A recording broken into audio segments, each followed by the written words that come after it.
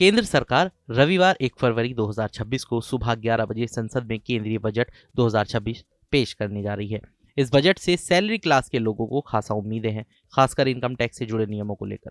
जानकारों का मानना है कि बजट 2026 का फोकस देश में कंजम्पशन बढ़ाने, टैक्स सिस्टम को सरल बनाने और टैक्स बेस को व्यापक करने पर रह सकता है। हालांकि बजट में किसी बड़े टैक्स कटौती की संभावना कम ही मानी जा रही है, लेकिन कुछ व्यवहारिक सुधार और छोटे छोटे बदलाव सैलरी टैक्स पेयर्स के लिए राहत बन सकते हैं। आइए जानते हैं कि बजट 2026 से सैलरी वाले कर्मचारियों की क्या बड़ी उम्मीदें हैं। टैक्स एक्सपर्ट्स के मुताबिक बजट 2026 में इनकम टैक्स स्लैब में बड़ी छूट की संभावना तो कम है। इसकी वजह यह है कि पिछले बजट में टैक्स स्लैब में काफी बड़े बदलाव किए गए थे।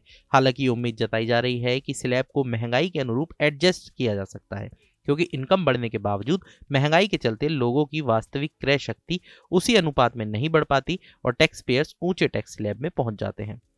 दूसरा है स्टैंडर्ड डिडक्शन बढ़ाने की मांग। नई टैक्स व्यवस्था के तहत स्टैंडर्ड डिडक्शन को मौजूदा 75,000 रुपए से बढ़ाने की उम्मीद की जा रही है। आखिरी बार इसमें बढ़ोतरी 2024 के बजट में हुई थी। महंगाई को देखते हुए स्टैंडर्ड डिडक्शन बढ़ने से सैलरीड कर्मचारियों की डिस्पोजेबल इनकम में सीधा इजाफा हो सकता है। तीसरा है टीडीएस सिस्टम को सरल बनाने की संभावना। बजट 2026 में टीडीएस दरों को तर्कसंगत बनाने की उम्मीद भी जताई जा रही है। फिलहाल अलग अलग तरह के लेन देन पर कई टीडीएस दरें लागू हैं, जिससे सिस्टम जटिल हो गया है। एक्सपर्ट्स का मानना है कि सरकार ज्यादातर ट्रांजैक्शन के लिए 2 से 3 स्टैंडर्ड टीडीएस रेट लागू कर सकती है, जिससे टैक्स कंप्लायंस आसान होगा। चौथा, जारी रह सकती है ओल्ड टैक्स रिजीम। सरकार लंबे समय से ओल्ड टैक्स रिजीम को खत्म करने का संकेत देती रही है, लेकिन बजट 2026 में इसकी पूरी तरह हटने की संभावना कम है। अभी भी बड़ी संख्या में टैक्स पेयर डिडक्शंस और छूट के कारण ओल्ड रिजीम को चुनते हैं, इसलिए इसे चरणबद्ध तरीके से खत्म किया जा सकता है, ना कि अचानक। पांचवा, टैक्स प्रशासन में और सुधार की उम्मीद। टैक्स कानूनों को और सरल बनाने और विवादों के निपटारे के सिस्टम को तेज और बनाने की घोषणा बजट 2026 में हो सकती है। बीते सालों में टैक्स असेसमेंट को डिजिटल किया गया, जिससे ट्रांसपेरेंसी बढ़ी है, लेकिन असेसमेंट और अपील मामलों के निपटारे की रफ्तार अभी भी एक बड़ी चुनौती बनी हुई है। सरकार इस दिशा में नए सुधार ला सकती है। छठा, होम लोन ब्याज पर छूट बढ़ने की उम्मीद। इनकम टैक्स एक्ट की धारा 24B के तहत होम लोन के ब्याज पर मिलने वाली 2 लाख रुपए की अधिकतम डिडक्शन सीमा को बढ़ाने की मांग लंबे समय से की जा रही है। ये सीमा करीब 1 दशक पहले तय की गई थी और मौजूदा प्रॉपर्टी कीमतों के मुकाबले अब कम प्रभावी हो गई है।